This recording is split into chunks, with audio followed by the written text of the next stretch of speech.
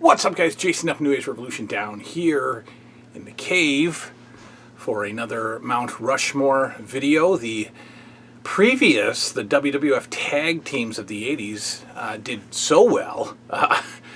This massive onslaught of views, 2,000 views, and that video added 24 new subscribers to the channel. So that's big. And bigger is the fact that we have blown past the 3,000 subscriber mark. I got 3,000 subscribers and then was going to come on here and talk about it, and then lost 2. I don't know how it works. I think YouTube, I don't know how it works, but, we were down to 29.98 again.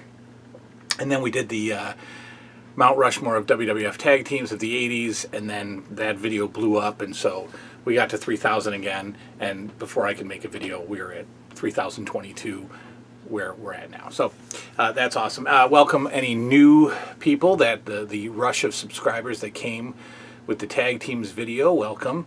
It's a whole lot to look at on the channel, so check it out.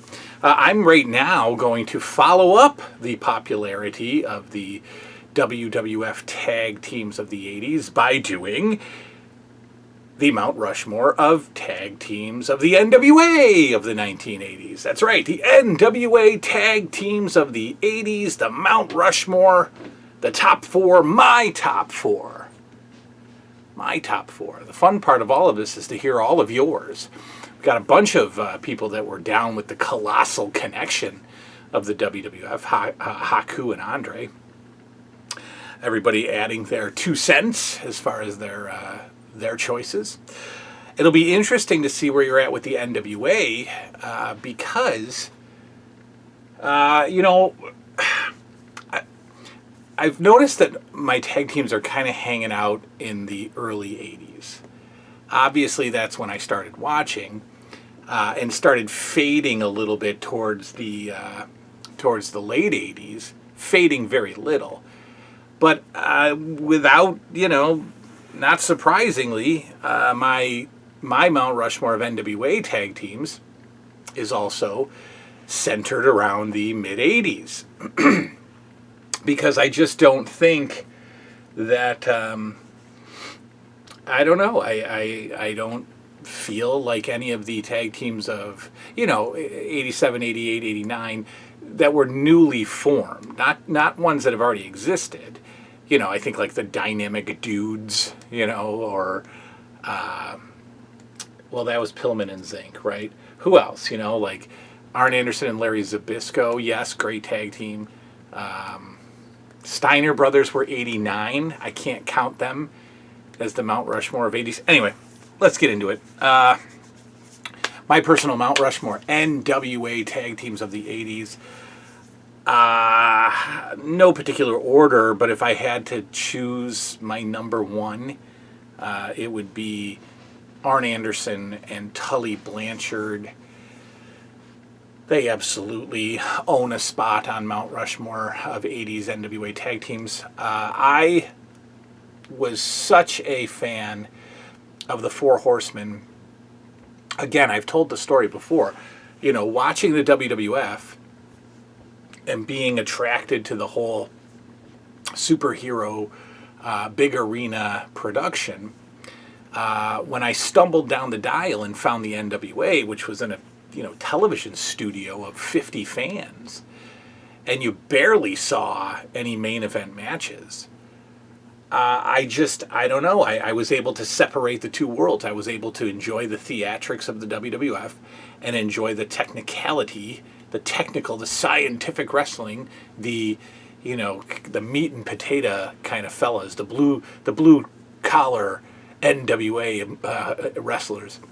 And Arn and Tully, or the Four Horsemen in general, I just loved because they were so cool and they all had their styles and they brought something unique to that group.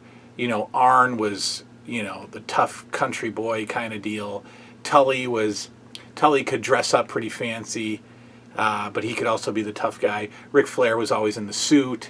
You had J.J. Dillon. But to me, there's no better tag team than Arn and Tully.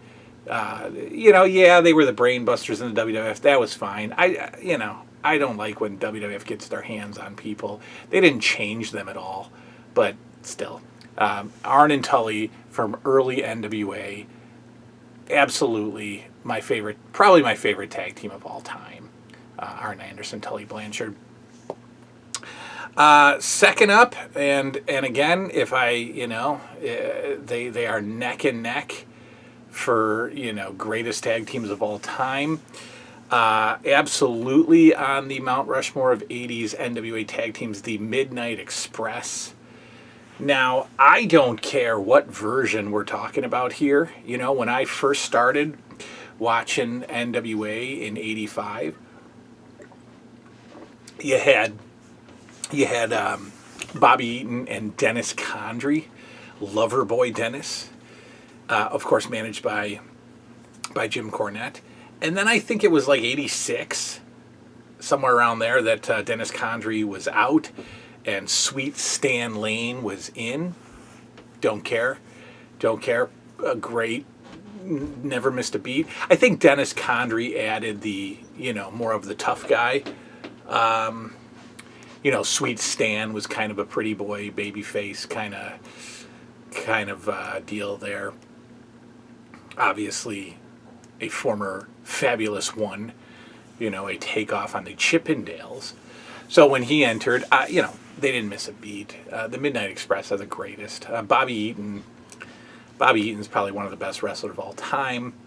And, you pair them with Jim Cornette, who he will make the Mount Rushmore of greatest managers of all time, which I will be doing soon.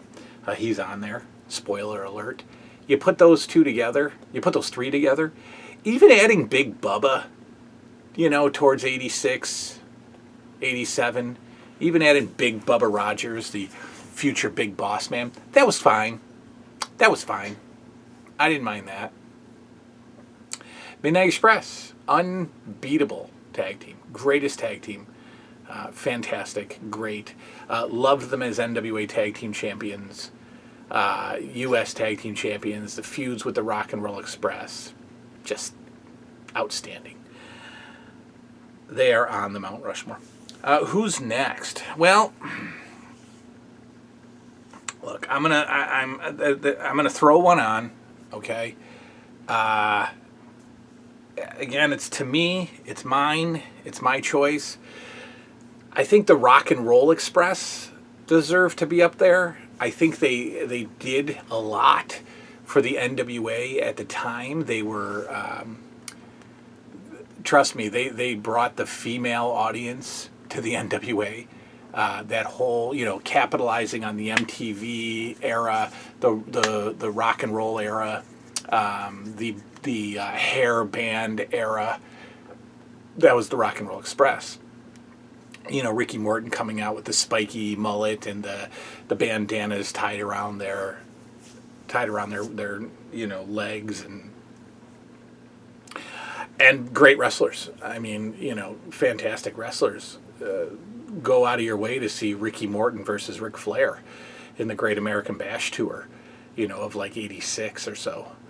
Great stuff. The feuds with the Rock and Roll, or the feuds with the Midnight Express, unbeatable feuds. Such great tag team wrestling in the early '80s NWA. Rock and Roll Express absolutely get a spot on the Mount Rushmore. And I liked them both. I thought, I always thought it was strange that Robert Gibson would sign. If you notice in some of his promos, he's signing, or what appears to be sign language. And I think some of it is sign language and some of it isn't, I don't think. And then I read somewhere, I think that Robert Gibson had maybe a deaf family member or had some kind of connection to the deaf community and was signing for them. I don't know. It's a Google search. I don't care. But Robert Gibson never spoke. Never. Ricky Morton was the voice, just like Jim Cornette was the voice for the Midnight Express. When did Bobby Eaton ever talk?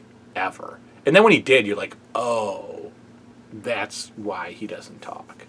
But Robert Gibson never talked. He just signed. And Ricky Morton, even still to this day, is such a carny, and that's not an insult. I'm complimenting him.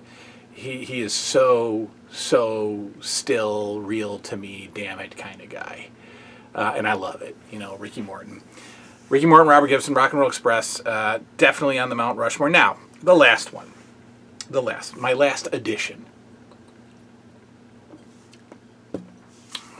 Bud Light Lime is a decent summer beer. You can drink like 46 of these and still just be like, I kind of feel buzzed. These are awesome for summer. Any other time, nah. And they've got to be like straight out of the snow, cold, right? Or else they're garbage. But I don't know. I bought these. This is the first one I've had today. I'm going to start cooking in a minute. I got right off track, didn't I? All right, here's the deal. Look. Remember, this is my Mount Rushmore, okay? For my viewing pleasure, my fandom, me rooting against bad guys and cheering for the good guys, I'm not putting the Road Warriors on the Mount Rushmore. Are they on the Mount Rushmore of greatest tag teams of all time? Yes. But for my NWA experience, my childhood viewing, I'm not putting them on there. I didn't care much for the Road Warriors. I think they're one of the greatest tag teams. I think that they, when did they ever have a home base? They were either AWA, NWA, bounced to the WWF. They're all over the place. For me, tuning into 605 Saturday night, the final tag team that I'm putting on my Mount Rushmore are the Russians, Nikita Koloff and Ivan Koloff. Crusher Khrushchev, sure, but Nikita and Ivan, I want to see up there. The angles that they were running, the feuds that they were into, the in-between good guy, bad guy with Nikita Koloff, bad guy Nikita challenging bad guy Four Horsemen and bad guy Ric Flair. And then, Nikita was green as could be, but was fantastic for a rookie. I loved it. Look, until probably 15 years ago, I thought Nikita Koloff was from Russia. Yeah. And I thought Ivan Koloff was from Russia. I think Ivan's from Montreal, and Nikita's from Minnesota. And I'm still blown away when I hear Nikita Koloff speak in his normal voice. I can't stand it. I truly thought he was Russian. Right. I think I found out that he wasn't the same day I found out that Kurt Hennig was not spelled with an I-N-G at the end. Right? It was Hennig. But whatever. Ivan and Nikita Koloff are on this 10-year-old's Mount Rushmore for sure. Absolutely. So there we have it. We've got the Rock and Roll Express. We've got Tully Blanchard and Arn Anderson. We've got the Midnight Express. And we've got Ivan and Nikita. Look, that's pretty much 1985 right there. Like, I didn't even go and I didn't show any love for 86, 87, 88, 89. Because who's coming? Look, who are we going to put on there? Manny Fernandez and Rick Rude? No. The Steiners, yes, they're a great tag team. Sure they are. They're fantastic. But they came in 89. I can't put them on the entire 80s when they came in 89. Freebirds, Jimmy Garvin and Michael Hayes. Beautiful tag team. Came in 89. Right? And then who else do we have? Right? The SST, the Samoan SWAT team? No. No. Luger and what? Luger and Wyndham or Luger? No, they didn't last long enough. That's it. That's my Mount Rushmore. Agree if you want. Disagree if you want.